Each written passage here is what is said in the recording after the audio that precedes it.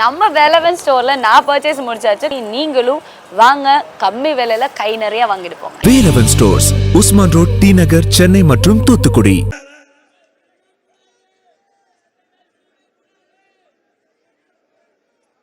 மின் கட்டணம் 52% உயர்ந்து போச்சு.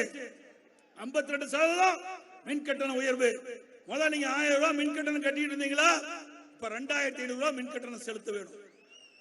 அப்புறம் கடையில பீக் அவர் 6 மணியிலிருந்து 9 மணி வரைக்கும் அந்த பீக் அவர் வைத்து 2 மடங்கு கட்டணம் செலுத்த வேணும்.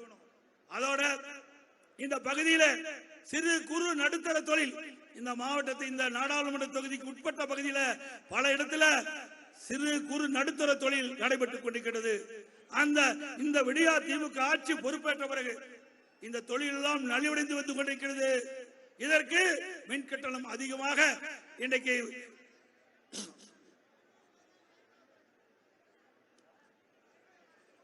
மின் கட்டண உயர்வால் இந்த தொழில் பாதிக்கப்படுகிறது.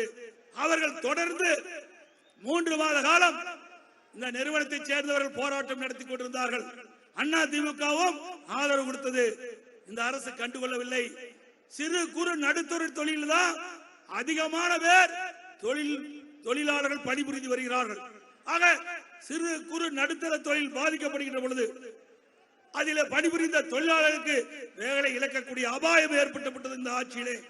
இதையெல்லாம் அண்ணா திமுக ஆட்சி வந்த பிறகு சரி செய்யப்படும் என்ற உறுதியை தருகிறேன்.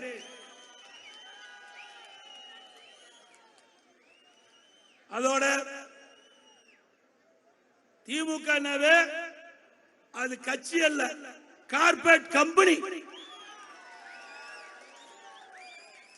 வாரிசு அரசியல். திரு கருணாநிதி இருந்தாரு, அவர் மறைவுக்கு பிறகு திரு ஸ்டாலின், அதுக்கு பிறகு இப்ப உதயநிதி ஸ்டாலின் உள்ள புகுத்த பாக்குறாங்க, முடியல. அவரை இந்த கட்சிக்கு, அது திமுக கட்சி கொண்டு வரதுக்கு பாக்குறாங்க, ஒண்ணு நடக்கல, செல்ஃப் எடுக்கல. அவரு என்னன்னா போற பக்கம் எல்லாம் அவரு ஒரு பாடியில பேசிட்டு இருக்கார். எங்க போனாலும் ஒற்றை செங்கலை தூக்கிறார், ஒற்றை செங்கலை தூக்கிறார். நான் பல முறை கேட்டேன், இந்த ஒற்றை செங்கலை தூக்கி என்ன செய்ய போயிருங்கன்னு கேட்டா, ஏன் எடப்பாடி பழனிசாமிக்கு அவ்வளவு அக்கறைங்கிறார். திரு உதயநிதி ஸ்டாலின் அவர்களே, நீங்கள் அமைச்சரா இருக்கிறீங்க, மறந்து பேசாதீங்க. ஒரு தலைமை கழக பேச்சாளர் மாதிரி நடந்துக்காதீங்க. நீங்க பொறுப்புள்ள ஒரு அமைச்சராக பதில் சொல்ல வேண்டும். அமைச்சருக்கு என்று சில தகுதி இருக்கின்றது. அதன் அடிப்படையில் தான் நான் கேட்கிறோம்.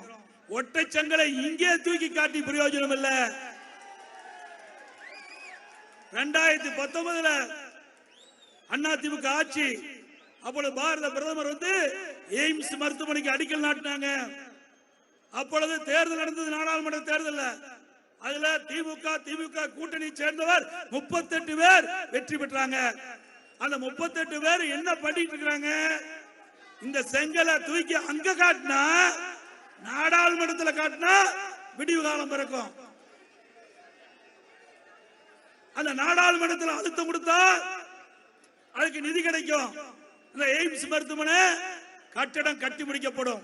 அதையெல்லாம் விட்டுட்டு ஒத்த செங்கலை ஊரூரா தூக்கிட்டு போய் காட்டி விளம்பரப்படுத்தி கொண்டிருக்கிறீர்களே, அதைத்தான் நான் கேட்கின்றேன். உண்மையிலேயே எய்ம்ஸ் மருத்துவமனை மதுரையில் அமைய வேண்டும் என்று நீங்கள் எண்ணி இருந்தால், உங்களுடைய நாடாளுமன்ற கூட்டணி நாடாளுமன்றத்தில் அழுத்தம் கொடுத்து பேச வச்சு, நாடாளுமன்றத்தில் ஒத்தி வைக்கின்ற அளவிற்கு அழுத்தம் கொடுக்கப்பட்டிருந்தால் தேவையான நிதி கிடைச்சிருக்கும். இந்த இடைப்பட்ட காலத்திலே எய்ம்ஸ் மருத்துவமனை கட்டி முடிச்சிருக்கிறோம், பயன்பாட்டுக்கு வந்திருக்கும். அதெல்லாம் உங்களால செய்ய முடியல. 38 நாடாளுமன்றங்கள் பெஞ்ச தேய்ச்சதுதான் மிச்சம். நாடாளுமன்ற போடப்பட்ட பெஞ்ச தேய்ச்சதுதான் மிச்சம். இதுக்கு தாங்க நாடாளுமன்ற வெற்றி பெற்றாங்க, அனுப்புறாங்க.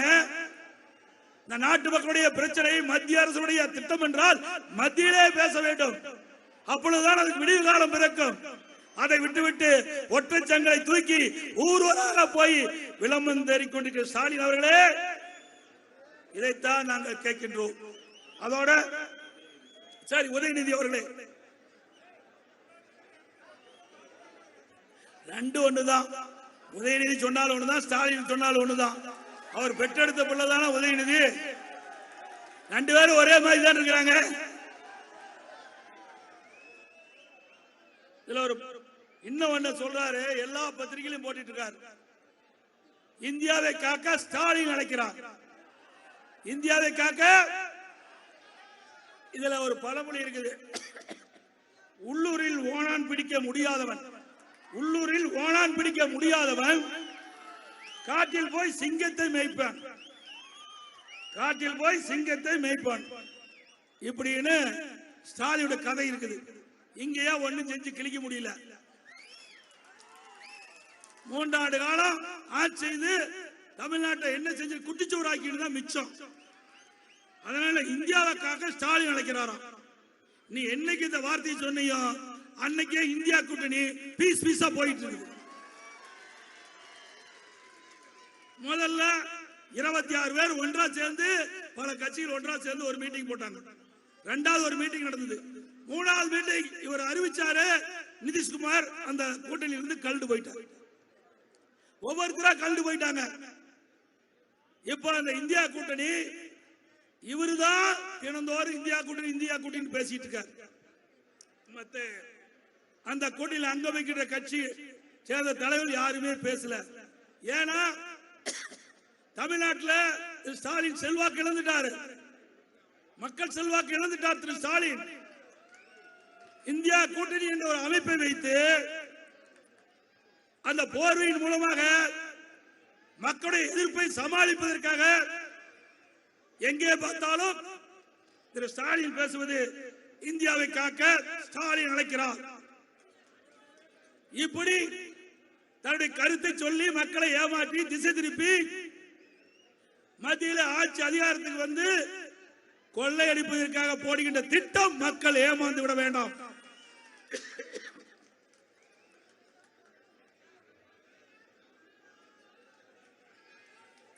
நீங்க அந்த எஸ்டிபி கட்சி பாத்தீங்களா எவ்வளவு வேகமா பறக்குது, பறக்குதா? சும்மா அப்படியே இல்லப்பா, புடி, சும்மா புடிச்சிட்டு ஆட்ட வேண்டாம். சரி, அது எதனால பறக்குது சொல்லுங்க, எதனால பறக்குது? காற்றால பறக்குதுல. காத்த கண்ணுக்கு யாராவது தெரியுதா? காற்று அப்படி கண்ணுக்கு தெரியாத காற்றிலும் ஊழல் செய்கின்ற ஒரே கட்சி திமுக கட்சி. விஞ்ஞான மூளைப்படுத்த கட்சி திமுக கட்சி. திமுக கட்சியை சேர்ந்த எம்பிகள் மத்தியிலே அமைச்சரவையில் இடம்பெற்றுகின்ற பொழுது டியூட்டி ஸ்பெக்டர் ஊழல் 1,72,000 கோடி இமாலய ஊழல் செய்த கட்சி திமுக கட்சி. அதுவும் காங்கிரஸ் ஆட்சி நடந்துட்டு இருக்குது. அந்த காங்கிரஸ் ஆட்சியில அந்த அமைச்சரவையில திமுக அங்கம் வைக்குது. அந்த காலகட்டத்தில் திரு ராஜா அவர்களும் திரு கனிமொழி அவர்களையும் கைது செஞ்சு திகார் செயலில் அடைக்கிறாங்க. எதிர்கட்சி சேர்ந்தவர் ஆட்சியிலே இல்ல, திமுக கூட்டணியில் அங்கம் வைக்கின்ற காங்கிரஸ் ஆட்சி, திமுக அமைச்சர்கள் அங்கம் வைக்கின்றது. அந்த காலகட்டத்திலே கை செஞ்சு சிறையில் அடைத்தான் சொன்னால் இதுல ஊழல் நடந்திருக்குது தெரிய வருதுல்ல. ஏதோ நீதிமன்றத்துக்கு போனீங்க, நீதிமன்றத்தில் ஒரு தீர்ப்பு கொடுத்திருக்குது. அந்த தீர்ப்பை மேல்முறையீடு செஞ்சிருக்குது மத்திய அரசாங்கம். ஆக விரைவில் அந்த வழக்கு நடைபெற்று இந்த ஊழலில் ஈடுபட்டவர்களுக்கு நீதிமன்றத்தின் மூலமாக தண்டனை கிடைப்பது உறுதி என்று சட்ட